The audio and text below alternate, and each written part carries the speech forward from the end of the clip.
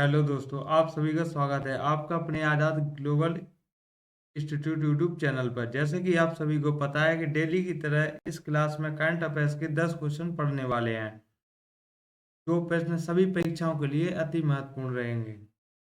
तो चलिए आज की क्लास शुरू करते हैं। Question number 1। हाल ही में चीन ने किस नदी पर दुनिया का सबसे बड़ा बांध बनाने की मंजूरी दी है? हाल ही में चीन ने किस नदी पर दुनिया का सबसे बड़ा बांध बनाने की मंजूरी दी है? ब्रह्मपुत्र नदी पर बनाने की मंजूरी दी है। पहले विश्व का सबसे बड़ा बांध चाइना में ही था। अभी वर्तमान में कौन सा है? थ्री जॉर्ज डैम जो यांगटीसी नदी पर बना हुआ है। और अभी वर्तमान में चीन ने बांध बनाने की मंजूरी दी है, यह ब्रह्मपुत्र नदी पर बनाया जाएगा। यह तिब्बत ब्रह्मपुत्र नदी कहाँ से? तिब्बत से होते हुए तिब्बत में इस नदी ब्रह्मपुत्र नदी को सांगपो नदी कहते हैं।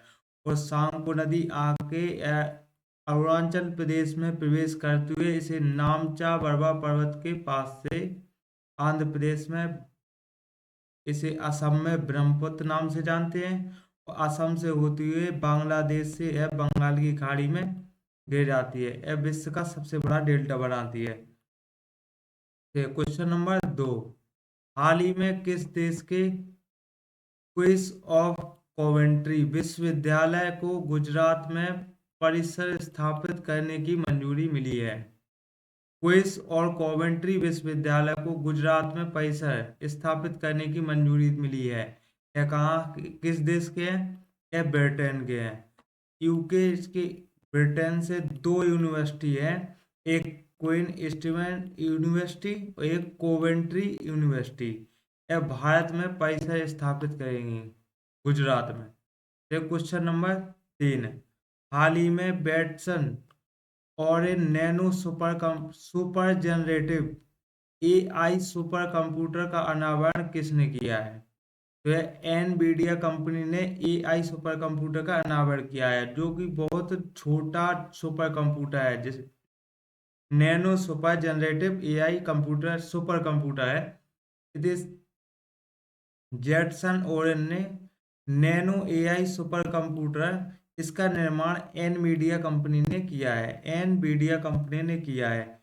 इसका नैनो साइज है, इसका आकार बहुत छोटा है, हथेली के आकार का है, 10⁻⁻⁹ और इसकी कीमत क्या रहेगी? $249। वह एआई का यूज करने वाला सुपर कंप्यूटर है, जो हथेली के आकार का है। चलिए नेक्स्ट क्वेश्चन है क्वेश्चन नंबर 4। हाल ही में विश्व बैंक की रिपोर्ट के अनुसार $129 बिलियन के साथ दुनिया का शीर्ष प्रेषक प्राप्तकर्ता देश कौन बन गया है? यह भारत बन गया है। दुनिया का विश्व बैंक के द्वारा ये रिपोर्ट जारी की गई है।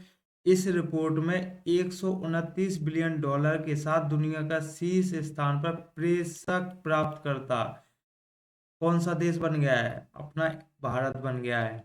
इसमें रेमिटांस रेमिटांस का अर्थ है जो भारतीयों द्वारा विदेशों से भारत में अपने परिवारों को भेजा गया धन, उसे रेमिटांस कहा जाता है। तो इसकी रिपोर्ट विश्व बैंक ने दी है। इस रिपोर्ट में विश्व बैंक ने शीर्ष स्थान पर इंडिया है, सेकंड स्थान पर मैक्सिको है, थर्ड स्थान पर चाइना है, फोर्थ स्थान पर फिलीपींस। और इंडिया $129 बिलियन प्राप्तकर्ता प्रेषक प्राप्तकर्ता देश बन गया है। तो पांचवें स्थान पर पाकिस्तान है। Question number 5। हाल ही में अंतर्राष्ट्रीय महामारी तैयारी दिवस सन 2024 कब मनाया गया है? अंतर्राष्ट्रीय महामारी तैयारी दिवस यह कब मनाया गया है? 27 दिसंबर को मनाया गया है। इसकी शुरुआत 27 दिसंबर सन 2020 से पहली बार मनाया गया था। यह महामारी तैयारी दिवस ये प्लेग बीमारी और चेचक, स्पेनिश फ्लू और कोविड-19 जैसी बीमारियों से पहले तैयारी यह दिवस मनाया जाता है। जैसे 23 दिसंबर को किसान दिवस, 24 दिसंबर को राष्ट्रीय उपभोक्ता दिवस मनाया जाता है, और 25 दिसंबर को सुशासन दिवस मनाया जाता है, और 26 दिसंबर को वीरबाल दिवस मनाया जाता है। Question number 6। हाल ही में याना नामक 50,000 साल पुरानी शिशु मेमथ की खोज कहाँ हुई है? याना नामक 50,000 साल पुरानी शिशु मेमथ की खोज कहाँ हुई है? यह रूस में हुई है। याना याना क्या है? 50,000 साल पुराना एक शिशु मेमथ है। इसकी खोज रूस में याना नदी बेसिन के पास में की गई है। याना नदी बेसिन के पास मिला है, इसका नाम याना ही रख दिया गया है। यह मेमथ है। मेमथ क्या होता है? हाथियों की विलुप्त प्रजाति है मेमथ। इसकी उम्र 1 वर्ष, मात्र 1 वर्ष ही होती है। एक क्वेश्चन और है, जैसे कि बासुकी इंडिकस। अब यह बासुकी इंडिकस का जीवाश्म की खोज कहाँ हुई है? यह एक बासुकी इंडिकस एक विशाल सांप है जो गुजरात में हुई है हाल ही में। Question number 7। हाल ही में बेलगांव कांग्रेस अधिवेशन के शताब्दी समारोह का आयोजन कहाँ हुआ है? बेलगांव कांग्रेस अधिवेशन का शताब्दी समारोह, शताब्दी मतलब 100 वर्ष पूरे हो गए हैं बेलगांव कांग्रेस अधिवेशन को। यह कर्नाटक में हुआ है। कांग्रेस के 1885 में ए ओ हुम ने इसकी स्थापना की थी, कांग्रेस संगठन की। इसकी फर्स्ट मीटिंग 1885 में बॉम्बे में हुई थी, जिसके head B W C Banerjee थे, और अध्यक्षता डब्ल्यू सी बनर्जी ने की थी। वह अधिवेशन पहली बार और एकमात्र जो 1924 में बेलगांव अधिवेशन के नाम से जाना जाता है, उसकी अध्यक्षता महात्मा गांधी ने की थी। इसको 600 साल पूर्ण हो चुके हैं जिसकी अध्यक्षता महात्मा गांधी ने की थी, वह बेलगांव अधिवेशन को सन 2024 में 100 साल पूर्ण हो चुके हैं। यह 26 या 27 दिसंबर सन 2024 को महात्मा गांधी ने बेलगांव अधिवेशन की अध्यक्षता की थी। और क्वेश्चन जानते हैं। 1907 में सूरत अधिवेशन में रास बिहारी घोष ने अध्यक्षता की थी, और 1916 लखनऊ अधिवेशन में अंबिका चरण मजूमदार ने अध्यक्षता की थी। 1925 में कानपुर में हुआ था, जिसके अध्यक्षता सरोजनी नायडू ने की थी। और 1931 में कराची में हुई थी, और इसके सरदार पटेल जी थे अध्यक्ष। और 1946 मेरठ, ये जेपी कृपलानी की अध्यक्षता में हुई थी। और 1929 ये लाहौर में अधिवेशन हुआ था, और इसके जवाहरलाल नेहरू अध्यक्ष थे। यह 26 जनवरी 1930 में जवाहरलाल नेहरू ने अध्यक्षता की थी लाहौर अधिवेशन में। और 1938 में हरीपुरा अधिवेशन की अध्यक्षता सुभाष चंद्र बोस ने की थी। Next question, question number 8। हाल ही में आरबीआई ने वित्तीय क्षेत्र में एआई के जिम्मेदार उपयोग की रूपरेखा के लिए किसकी अध्यक्षता में 8 सदस्यीय पैनल का गठन किया है? डॉक्टर पुष्पक भट्टाचार्य। इसका आंसर होगा डॉक्टर पुष्पक भट्टाचार्य। आरबीआई वित्तीय क्षेत्र में एआई जिम्मेदार आयोग उपयोग की अध्यक्षता में एक समिति बनाई गई है वित्तीय क्षेत्र में। इसके 8 सदस्य हैं, जिसमें इसके हेड कौन है? आईआईटी बॉम्बे के डॉक्टर पुष्पक भट्टाचार्य। चलिए कुछ समितियों के बारे में जानकारी देखते हैं। जैसे कि यह नरसिम्हन समिति। नरसिम्हन समिति बैंकिंग सुधार के लिए लाई गई थी। यंग हिल्टन कमीशन आयोग ने आरबीआई की स्थापना के लिए बनाया गया था।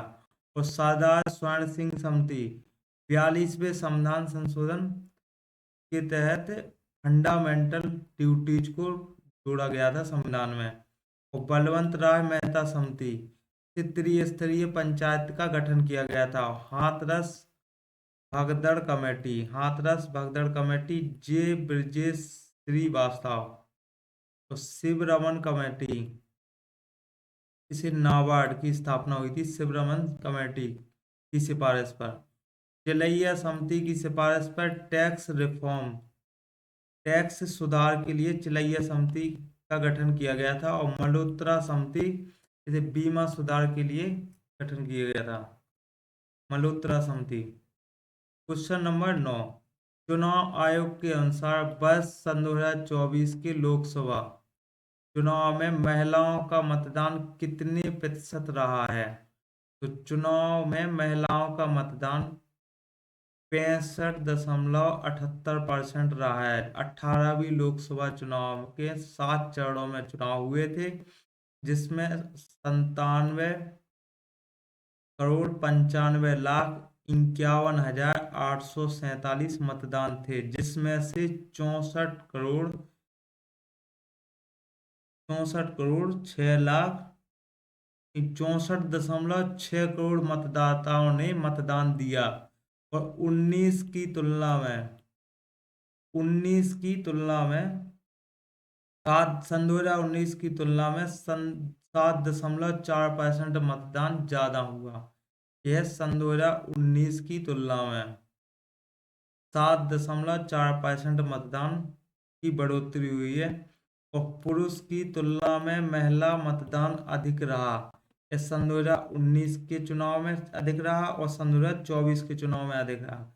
सन 2024 में मेल का मतदान रहा 65.55% और फीमेल का मतदान रहा 65.78%।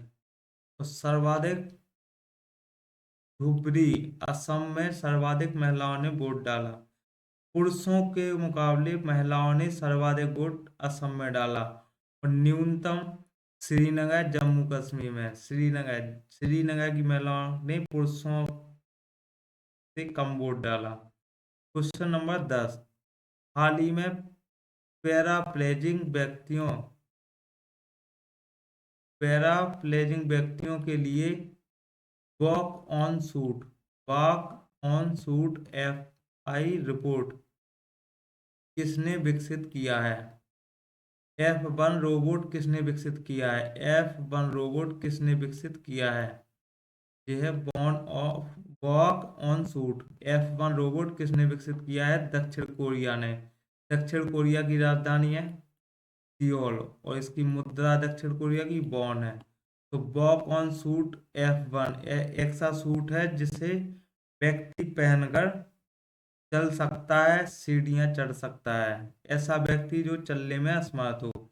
इसका विकास साउथ कोरिया ने किया है। चलने के लिए और सीढ़ी पर चढ़ने के लिए समर्थ है। 50 किलो का हल्का सूट है। इस सूट का वजन कितना है? 50 kg। इसका निर्माण एल्यूमिनियम एंड